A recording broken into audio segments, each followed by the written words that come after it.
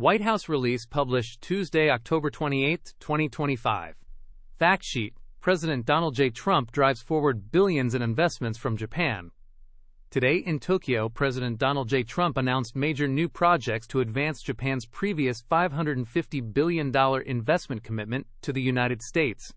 These projects aim to revitalize the U.S. industrial base, secure supply chains, and deepen U.S.-Japan cooperation. President Trump and Japanese Prime Minister Sanae Takaichi held a signing ceremony for the U.S.-Japan Framework Agreement. Japan and Japanese companies outlined significant investments as part of this agreement. Up to $332 billion will support critical energy infrastructure in the United States. This includes building advanced nuclear reactors, small modular reactors, and large-scale power infrastructure. Partners include Westinghouse, GE Vernova, Hitachi, Intra-One Energy, Bechtel, Kiewit, SoftBank Group, and Kinder Morgan. Up to $25 billion will supply large-scale power equipment, such as turbines and generators with GE Vernova. Another $25 billion will provide electrical modules and transformers with Toshiba. Up to $20 billion will go toward thermal cooling systems for power infrastructure with Carrier. For AI infrastructure, up to $30 billion will be invested with Mitsubishi Electric for data center equipment.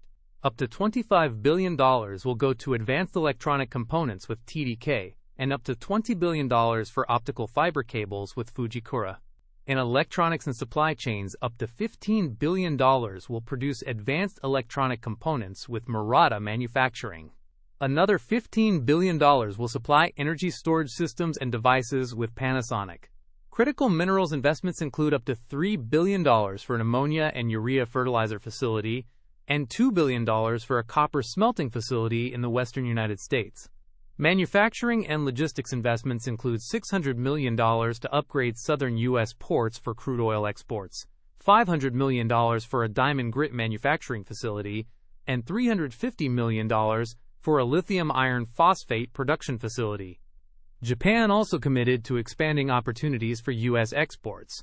Toyota will export U.S.-made vehicles to Japan and open its distribution platform to U.S. automakers. Japan will accept U.S.-manufactured vehicles without extra testing and implement its Mobile Software Competition Act fairly for U.S. companies. The United States and Japan signed a memorandum of cooperation to expand shipbuilding capacity by aligning investment, procurement, workforce, and technology initiatives. President Trump and Prime Minister Takaichi also signed a historic critical minerals agreement to diversify the supply chain. This builds on similar agreements President Trump has secured with other foreign partners. The United States and Japan have agreed to strengthen their review of inbound investments and address risks from outbound investments, focusing on national security. Japan will develop new sanctions to target vessels linked to shadow fleets, working closely with the United States and G7 partners. Japan announced record purchases of U.S. energy. Tokyo Gas and JERA signed letters of intent with Glenfarne for liquefied natural gas from a proposed Alaska pipeline. Japanese companies now account for over 10% of the project's export capacity.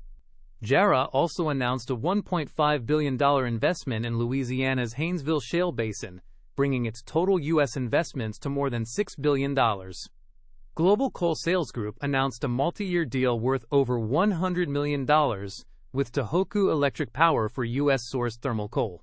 The United States welcomed Japan's plan to promote early engagement among officials and suppliers to ensure transparent and competitive procurement in Japan's nuclear decommissioning market. President Trump and Prime Minister Takaichi committed to deepening the U.S.-Japan defense relationship and expanding efforts to address the global synthetic drug crisis. The United States welcomed Japan's commitment to significantly increase its defense capabilities, supporting peace through strength in the Indo-Pacific region.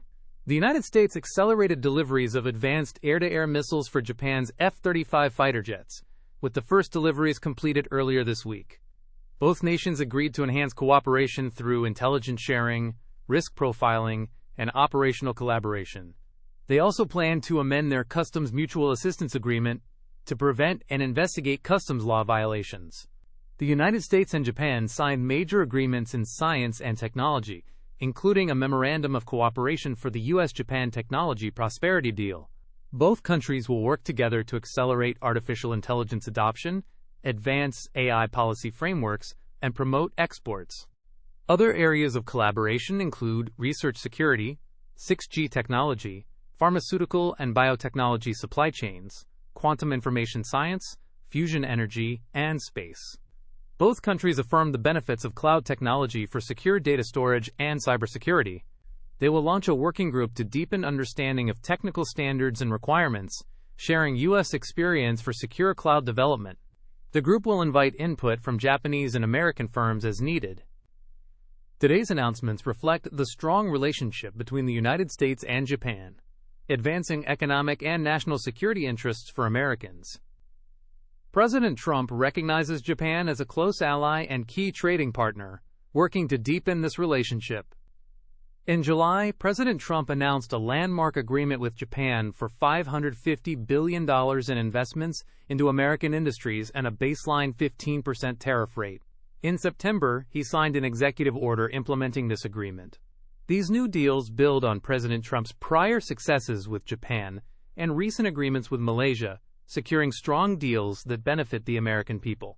With this Asia trip, President Trump is fostering regional cooperation, strengthening alliances, and expanding economic opportunities for American workers. Thanks for listening. The full source material for this summary is in the description below.